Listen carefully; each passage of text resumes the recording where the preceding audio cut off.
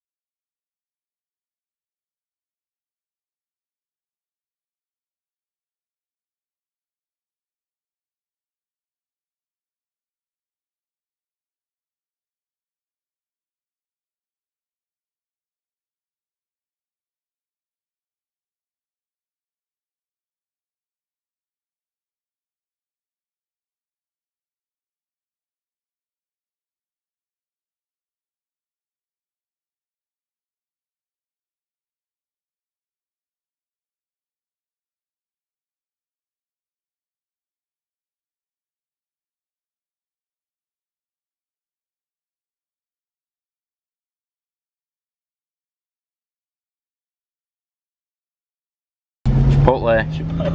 You guys want to see? Ryan's cup holder is almost as good as mine. Yes.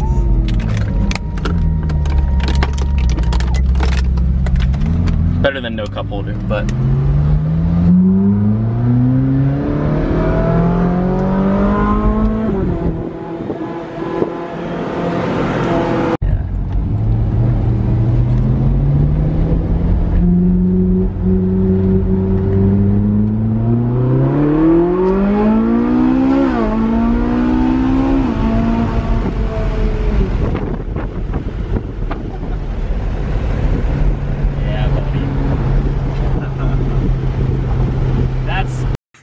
what's up, guys? Today I'm here with Ryan. I hope you enjoyed those clips of the Ferrari. As you know, or maybe you don't know if you don't follow Ryan, which you should, first link in the description. He just recently got a Ferrari and he's 25. He does everything online. He's an entrepreneur too. And I wanted to ask him some questions and kind of go over some things that people have a lot of misconceptions about cars and how they're waste of money, the costs associated with them. You shouldn't buy one if you can't pay cash, which I got a comment today and I laughed. But I just wanted to go over some of those things, and because I know you originally were scared to buy it, and you didn't want to, and you didn't think you could afford it, and a bunch of other things, and then what kind of changed your mind? So can you give us like a background on that? Yeah, so I got the 2014 458 Italia, the Ferrari. Only has 6,000 miles, pretty new.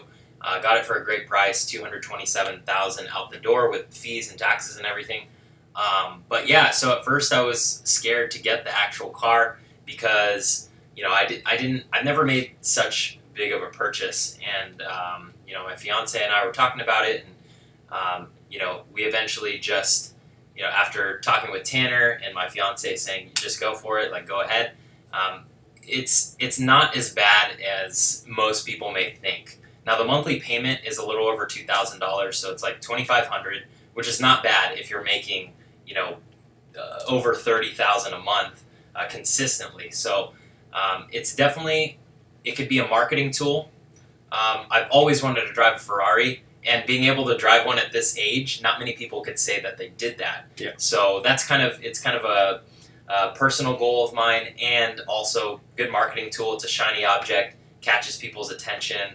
It's a conversation starter. A lot of people come up to me and ask me, "Oh, wow, it's such a nice car." People that I've never met before. So. Exactly. And you still would have bought it if it made you $0 in marketing, right? Yeah, I still would have bought it if it didn't make me any money in marketing, because, I've always wanted a Ferrari since I was little. My dad got me a little toy Ferrari when I was like 5, and I was like, maybe someday. But yeah. And the way that most people look at cars, which is wrong, is, okay, you just spent $225,000 on a car, you're wasting your money. Cars depreciate. That's all they know. Yeah. Now, the real way you should look at it is, how much is it going to cost you to own that car? So let's pretend, you sell it in 2 years? Yeah, let's just say you sell it in 2 years and put 15,000 miles on it. Sound about right? Yeah. So now 20,000 mile car. Those have already depreciated a ton because you got it used. Yep. It's probably worth what? 170? After 2 years? Yeah. Yeah, I can't imagine it going down below. There was 2010s going for 190,000. So let's just say okay, we'll say 175. Yeah. So in theory, you paid 225 after taxes and everything. Yeah. You sell it for 175. You just paid $50,000 to own a Ferrari for 2 years. Exactly. So that's your cost. That's how much the car cost you. $50,000 to drive it for 2 years. Obviously, not counting insurance and other things, but you pay that on other cars. It's not too big of a jump from what you were paying anyway. No. So $50,000 to drive his dream car for 2 full years, to get marketing, to build his YouTube channel, to sell courses and other things. Do you think you can maybe get 100 new people to your YouTube to watch your videos and to buy your course from maybe clickbaiting the Ferrari, having other things over 2 years? That does not sound that hard to me, which is how people look at it. Now, maybe those people may have found you without the Ferrari, but we're going to say 100 people, not counting kind of their long-term value, just the one course purchase if they bought it. 100 people over 2 years to make the car pay for itself. Yeah. I think that's doable, and that's how I kind of started to explain it to Ryan, because everyone explains about it. Obviously, we're not doing it to make money. That's not the purpose of it, but if we can make money off it, we're going to try to. Yeah. Now, people just think about it the wrong way because that's what they've been told. They don't know how to think about it a different way.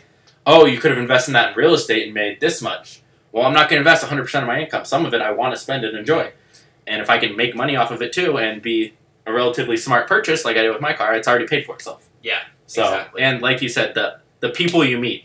How many people I've met, and even when I had the Z06 and whatnot, from that wanted me to work with them or do something with that, it's crazy. That was one of the biggest things by far. Yeah, and that's the cool thing about being a Ferrari owner or Lamborghini owner. Each of those companies have their own kind of club.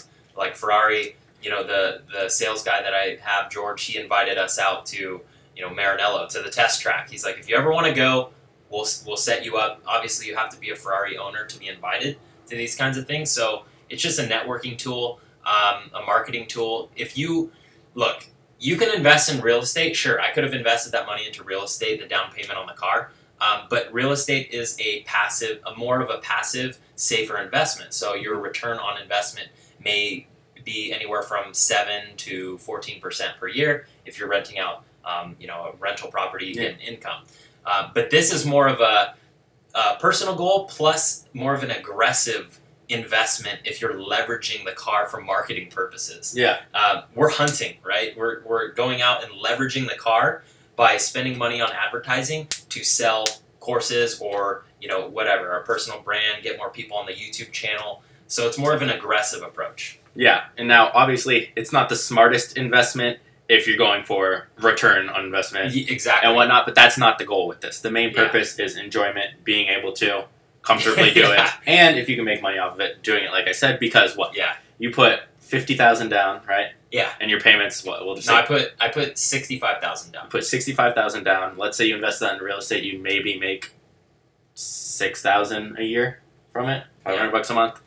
I mean, obviously it's positive, but I think even at that small of a rate with that little down, and then $2,200 a month, I still think you could get that from courses and whatnot. Because you got to think, that's 4 course sales. 4 course sales. Exactly. So if he uses his Ferrari in his YouTube videos and everything else, it will do it. You've seen it with my videos. My most popular ones have the Lambo in them. Yeah. And that's definitely paid for itself already.